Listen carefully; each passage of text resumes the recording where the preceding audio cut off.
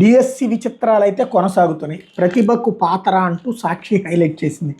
EPT అవసరం లేకుండా ఉండాల్సిందేనని మెలిక. Special teacher పోస్టుల భర్తీలో గందరగోళం. తక్కువ మార్కులు వచ్చిన వారికే తొలుత కాల్ లెటర్లు. నిబంధనల ప్రకారం కాకుండా ఇష్టారాజ్యంగా నిర్వహణ. నియామక ప్రక్రియలో అడుగడుగున అవకతవకలు. కనిపించని పారదర్శకత. ఆందోళనలో మెరిట్ అభ్యర్థులు.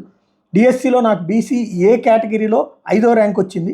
ఇదే కేటగిరీలో నాకంటే ముందున్న నలుగురికి నా తర్వాత 6-7 ర్యాంకులు వాళ్ళకి కాల్ లెటర్లు వచ్చాయి. నాకు ఎందుకు రాలేదో అర్థం కావడం లేదు.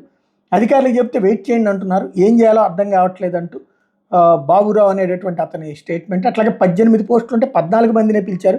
విజయనగరం జిల్లా డిఎస్సిలో ఎస్జిటికి సంబంధించి బీసీ ఏ విభాగంలో 18 పోస్టులు ఉన్నాయి. ఈ లెక్కన 18 మంది మెరిట్ అభ్యర్థులకు కాల్ లెటర్లు రావాలి. అయితే 1 నుంచి 14వ ర్యాంకు వరకు మాత్రం పిలిచారు.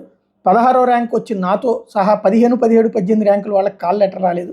డిఓకి వింతపత్రం అందజేసాం, పరిశీలిస్తామని చెప్పారు అన్నటువంటిది సాక్షి హైలైట్ చేస్తే. ఇక్కడ బేసిక్గా ఒకటి, ప్రభుత్వం పారదర్శకంగా వ్యవహరించడం ముఖ్యం. ఇందులో అసలు మెరిట్ లిస్ట్ అంతా ఓపెన్గా పెట్టేసేసి ఇదిగో వీళ్ళ వరకు వాళ్ళు పిలుస్తున్నాం, వీళ్ళ వరకు వీళ్ళని పిలుస్తున్నాం.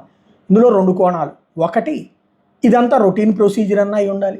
లేదంటే కనుక కావాలని చెప్పి ఇప్పుడు వీళ్ళల్లో ఎవరో ఒకడు కోర్టుకు వెళ్ళి టోటల్ డిఎస్సిని ఆపమని చెప్పేసి కోర్టుకు వెళ్ళడం కోసం అన్నా జరుగుతూ ఉండాలి. గతంలో ఇట్లా డిఎస్సీలు పిలిచి అలా కోర్టు కారణాలుగా ఆ డిఎస్సి నియామకాలు ఆగిపోయినాయి అనేక సందర్భాలు ఉన్నాయి. అట్లాంటిది ఏదన్నా ప్లాన్ చేస్తున్నారా? అలా కాకపోతే కనుక అసలు ఈ ఓపెన్గా చెప్పాల్సినటువంటి ఎందుకు దాస్తున్నారన్నది చెక్ చేసుకోవాలి.